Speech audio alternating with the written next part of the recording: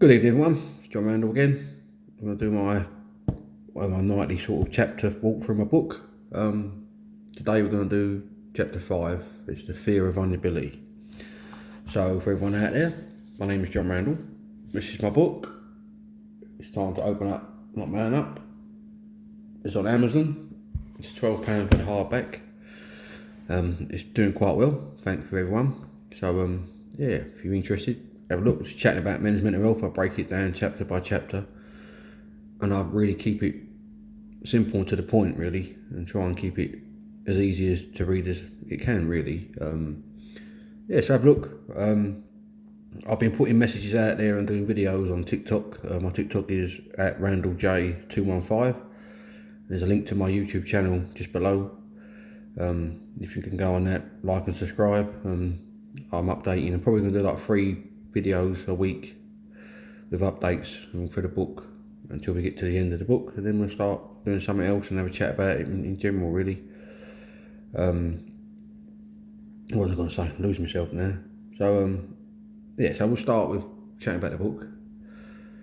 So fear of vulnerability. So I think I broke it down. I've gone through a few chapters again about masculinity and the stigma and the shame, and I've gone through grief, all the things that start off. Now, the fear of vulnerability is, like I said, you imagine yourself on the edge of a cliff, right? You look below and you know you've got to take a leap, jump into the abyss. But there's that little voice in your head telling you that you can't. You've got to cling to safety. No, you can't do this. Well, that is what it feels like. It's like the fear of vulnerability. It's so powerful, it stops you. And this is what I'm on about. This is the thing we have problems with. You're having problems for, it's so rooted to us that we don't open up about it. Like growing up, again, I keep saying it, when we grow up, we're taught to be tough, got to be strong, No, don't let them see you being bothered. Don't let them see them, don't show them any fear or any vulnerability. And, in time, and as we get older, when we don't embrace it, we bury it. My favourite word. We bury it and bury it and bury it. Then it comes out in different forms. Because when we feel like we're a little bit vulnerable, we fight it. And we fight it with anger. We fight it with just walking away. And it's something we've got to stop. And it's like, there's a fear of being inadequate or not feeling quite good enough. And then we put the mask on. We pretend everything's fine. We build a big, big wall all around our heart and all around all the feelings we feel. We build a big wall around it. And we'll never really let people see or push to see the real us. And the real you is a bloody good person. Believe me, you are. But because of what we've been taught and what we carry on doing from previous, it's not going to change. And again, only we can change it. And the thing is, here's the thing: vulnerability, it's not weakness. It takes strength and courage to show someone that you've got them feelings. It's like opening up. Yeah, we do. I think part of us, we do risk that scare of being rejected when we open up. But what's wrong with being real and being the real you and finding a genuine connection with someone, or connecting with you, being the real you, by just embracing it. You're allowed to be vulnerable. But it is like when we're getting there, it's just about thinking, no, I need to say something to someone. It's like a little sneaky voice pops up in your head and it starts to whisper like, no, you can't do that. Don't do it. You're going to look silly. And you play all the scenarios in your head to stop you opening up and telling whoever it might be that you are upset, you are struggling, you are hurt, And it's bloody hard. It's hard to sort of, just let it out. I mean, it sounds so simple, but because of what's been built around it and the narrative around it, we can't change it. What's wrong with actually, embracing all these things? Everyone's got them. But men are not allowed to have them. They've got to bury their ones, or not allowed to show their ones. But it is, it's like, it's being a human being. It's the essence of being a human, is having vulnerabilities. You know, feeling like it. But you know, if you don't deal with it, you become a prisoner. And for most people, it's for a lifetime, and never actually find the real them. They spend most of their time pretending everything's great, and when you see a certain person, they're all happy and they go, yeah, I'm great, yeah, it's fucking great, brilliant, and like they put a big show on and they pretend they're great around their friends and they're all brilliant, but inside they're broken, they're hurting because they can't turn around and say, actually, do you know what, I ain't right, something ain't right, I'm not feeling right. And that's me. I could tell you all now, you know, friends and family that all know me, that was me. I was great, everything's great, I can make everything look brilliant. But inside I was broken. Broken for many reasons, like I've gone through every chapter with you. I've explained to you the grief and all the stuff that I've done. All the things that has made me go down that road. And there's things I still can't explain. Like I said earlier on in my video, most of my problems started 18 years ago. Trying to find, like when your dad got ill, trying to figure out what to do. Because, you know, and struggling finding that career. So trying to find doing other stuff that only to this day now, it ruined you. And all you had to do is just be you. I should have embraced my dad being ill and tried to, you know, connect with him a little bit, you know, but I didn't. I done what we all do. We all know what we do.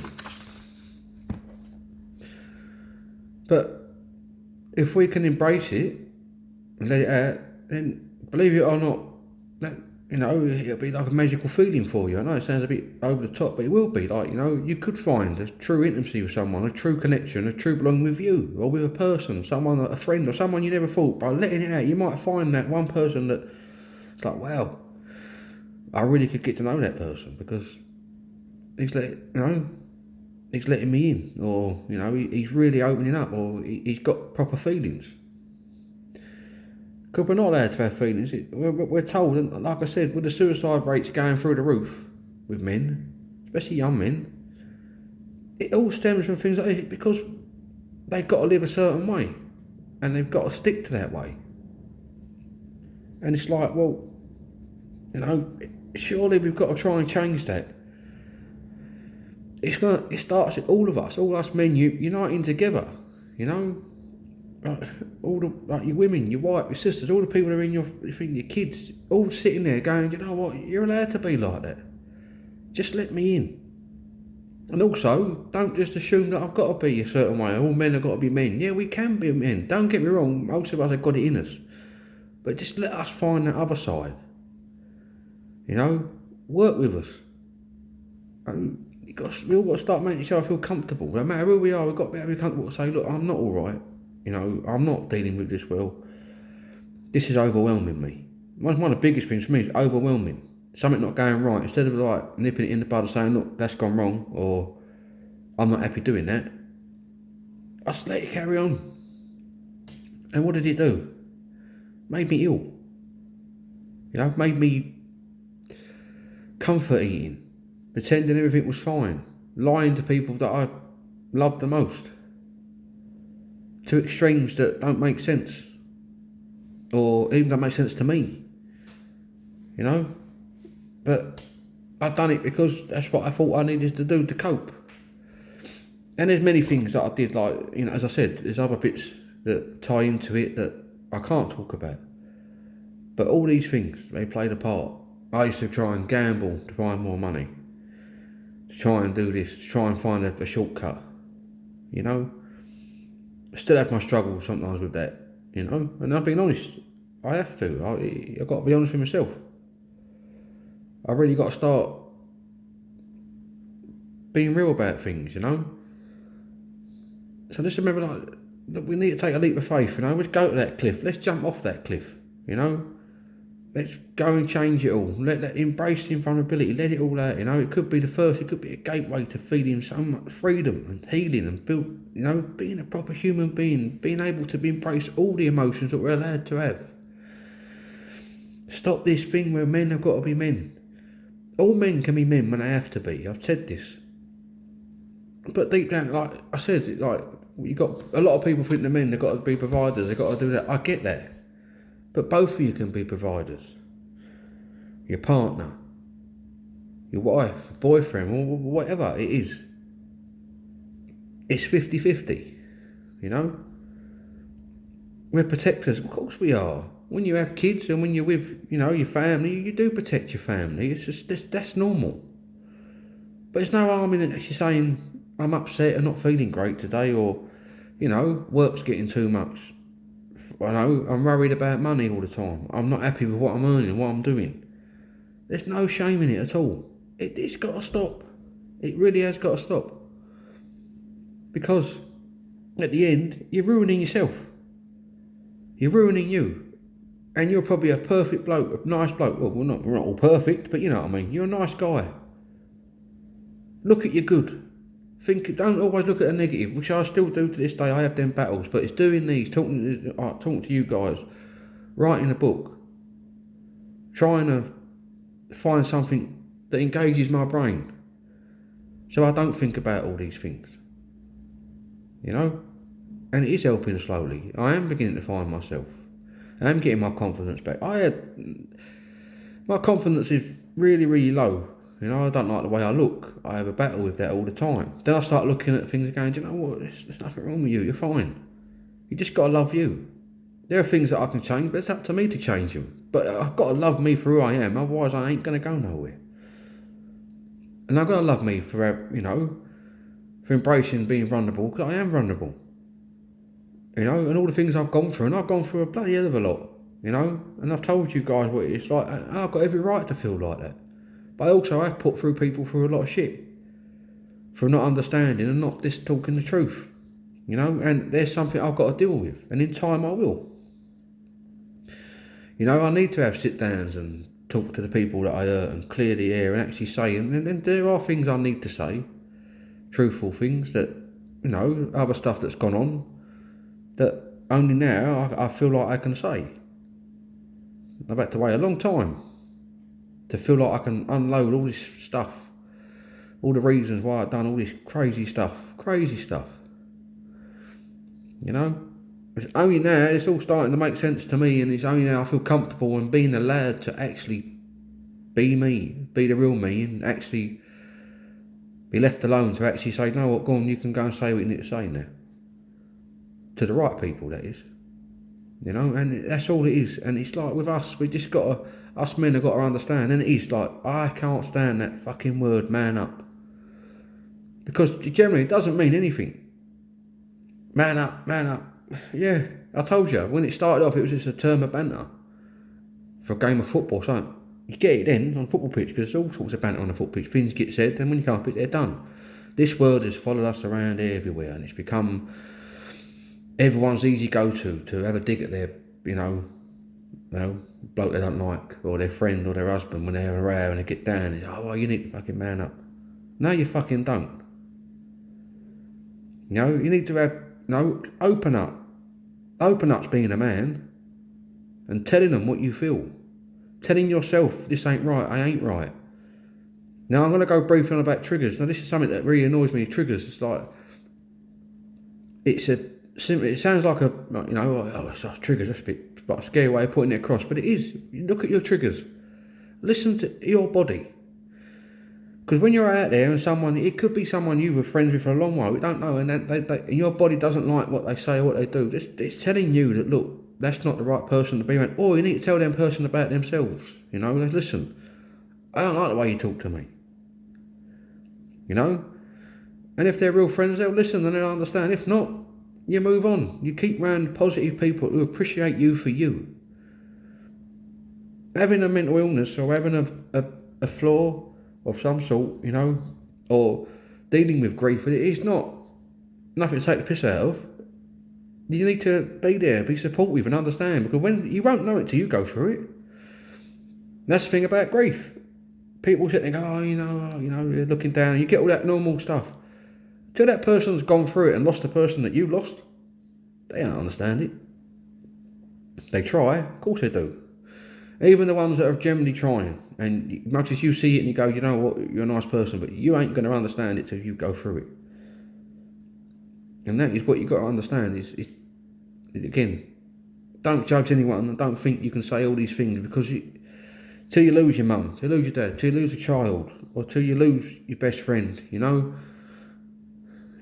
you ain't going to know what it feels like. Everyone says it. I mean, the amount of people I know now who have lost their parents, or I think, you know, I've got friends that have lost children, unfortunately. That's probably the worst feeling in the world. You know, I ain't, you know, obviously we had a miscarriage and, you know, still felt that loss, but I didn't know them, you know, which is the hard part for me is like not knowing them, but having someone, you know, someone like a son or daughter and getting to know them, their little personality, and then losing them, I can't even think of the words. And I couldn't even tell someone because I've got friends and I generally feel sorry for them, you know, because that's hard. But losing someone is hard in general. It's hard. Whoever how close you are, that peace you give to them goes with them. So that's what I'm saying. Don't ever judge anyone, whatever they've got going on. Try and listen, try and be supportive, keep an eye out. Change all this, like I said to you. You see someone looks down, just put it out there. You alright, mate? Are you sure you're alright? So I'm here if you need someone. That's all you got to say. Just drop it like that. And even if it doesn't work in time, I told you in the last video, they might come to you. So let's just start understanding being vulnerable is nothing to be ashamed of at all. Nothing to be ashamed of. You know, in that book, I'm trying to put it out. It does feel like, it feels like when you're at the edge of that cliff and when you're about to let everything free, when you jump and you finally feel, you ain't going to feel like that until you embrace it and let it in. It doesn't make you less of a man at all. Far from it. It will make you a better person and you're going to feel better. I've been talking to a lot of people recently, and a lot of people that, you know, I've done some stupid stuff with and I've hurt them, and I've managed to say a few things to them. Do you know how better I feel? And how better they feel understanding the full story of things. You know, being able to talk to my daughter and my son a bit more in depth about things that I couldn't talk to them. And bear in mind, my daughter's only 13, my son's 18, he's a young man now. But feeling comfortable, feeling that I could cry and tell them how upset I was about certain things. And listen, watching their little faces because they know that's my real dad. This is the dad that I want to see. Do you know what that means to me? That means the world to me. Because I never could be like that. I could be the best dad in the world and I could be your best friend, best husband. If you needed me, I was there. I'll let you down when it comes to trying to deal with me and be honest with you about something that I couldn't handle. Or something that come up that I couldn't talk to you about. And instead of just saying, look, you know, I need to talk to you or X, Y, Z, I'll just sit there and invent something or just make everything feel like it's perfect when it wasn't. Either for myself or for the situation that I was in. And it's not cool at all. Everything I've gone up for, every little corner I've tried to cut, everything I've signed up for, all the stupid shit I've tried to do has just led me down this path. And that is my fault.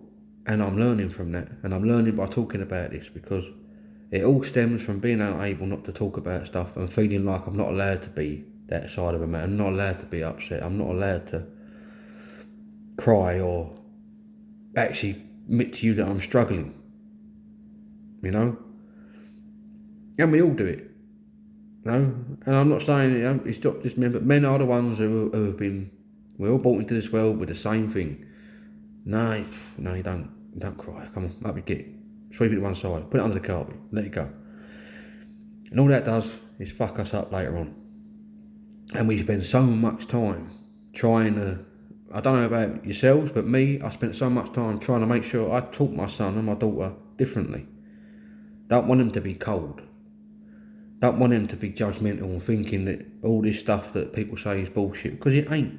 It's been there for years, but because no one wanted to talk about it, and no one wanted to open up about it, it just stayed invisible to people. It stayed like it was nothing. You know, and back in the day, you had an issue and you was deemed as being mentally ill. You went in the hospital, mate. You weren't coming back out. That's how it was done. It get passed down and passed down. You know, And that's a bloody shameful, because how many people actually were generally nice people, but just couldn't quite understand their own brain because they didn't know what was going on. Everyone looks at the world differently. You know? We all do it. We all look at it for different coloured eyes. You know? Like autism now, you know? Starting to understand it a lot more now, especially with kids. And they see the world differently, but they're beautiful kids. They just see the world differently than you. But we're starting to embrace that. And that's us lot taking the time to try and understand that some people just see the world differently and they can't do all the same things we do. Everyone is different. But that's the whole beauty of the world. Everyone being different is how it's supposed to be beautiful. It's supposed to be embraced. It's supposed to be beautiful. No matter what it is. You know? So why can't us, men's mental health, be something that we all embrace and we try and understand and we all talk about it as a family? You know? With your friends. Around your kids. You know, we need to start looking at it. All these illnesses that have gone on, and I do like the way the world is now. We all start, you know, because people are starting to feel like they can be, you know, normal. Or it's normal for them, because you're allowed to be different. Everyone is saying the world will be crap. We're all got to be different. We're not robots. It's just that we're trying to be, because we're too scared to embrace who we really are. And in doing that, you lose the wonderful person you are. No, that wonderful person, wonderful human being, you could be doing something completely different to what you're doing now. If you embrace everything else, your world might open up to something completely different.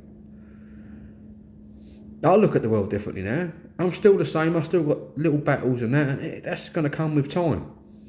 Doing this, writing books, spending time with the right people.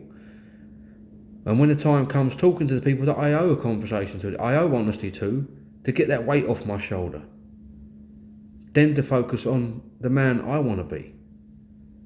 And that's the time I'm taking, doing these videos, doing it. You know, this book is just, it means a lot to me because I've tried to make it as simple as possible and I've tried to write it as easy as I can. Yes, I'm dyslexic. I've got all these things, but it doesn't stop me. I was dyslexic since I was a kid. I always knew things different, especially like white paper, and I used to write on it like the B's and D's, the letters move. And when you like tell people that, I think you're mad. It's a genuine thing. It's a common thing. It's only recently a friend of mine told me try writing on coloured paper. You know what? I took their advice, bought some coloured paper, and I found out when I write on blue paper, I can write properly. Do you know why? That's someone not judging me. That's someone trying to help me. And that come by me telling them that I've got that problem.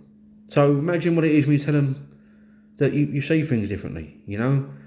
You're constantly overthinking, always worrying about something. Imagine just talking to that person, they tell you, when I get like that, I'd go for a walk. I go, again, triggers, comfortable, like trying to find a way of, right, that's starting me off, what do I need to go and do, you know? Don't like being around that person or going around that house or being in this pub or being around this group of people.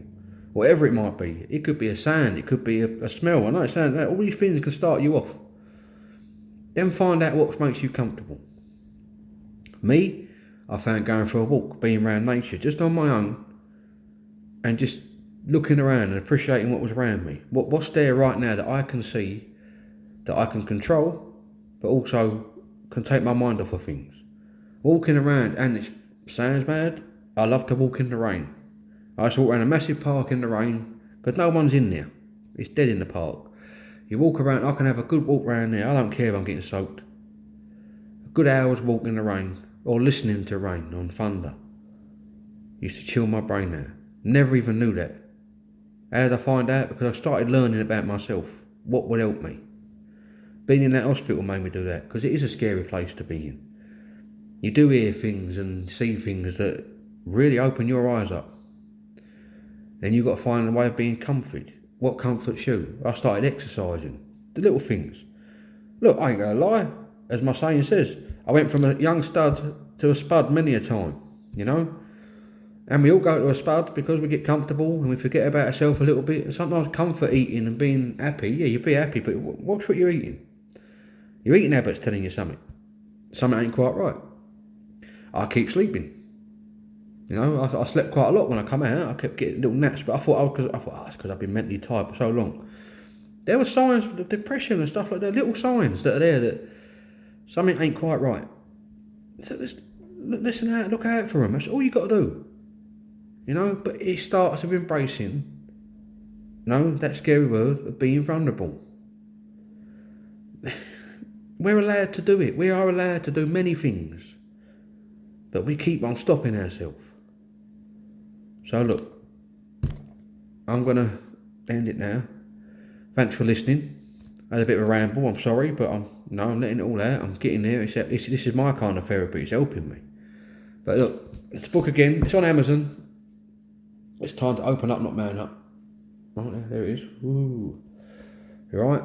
It is selling quite well. I am quite overwhelmed by how well it's doing, which is lovely. And I just want to keep carrying and going with it and get that message out there. Get us all talking. And I might start doing some lives. I might engage a bit more on TikTok and start talking, and I will do soon. And so you can follow me on TikTok. It's at RandallJ215, and just below it is my YouTube link. Please go on it. This whole video will be on there. I'll put a piece of the video up on TikTok now as well. But just follow me. Get the book if you want to get it. Chuck me a review. Send me a message. I do try to answer people. Let's just get it all out there, So it's time to open up, not man up, people, alright? You have a lovely evening and take care of yourselves, and I'll update you in the week. Good night, people.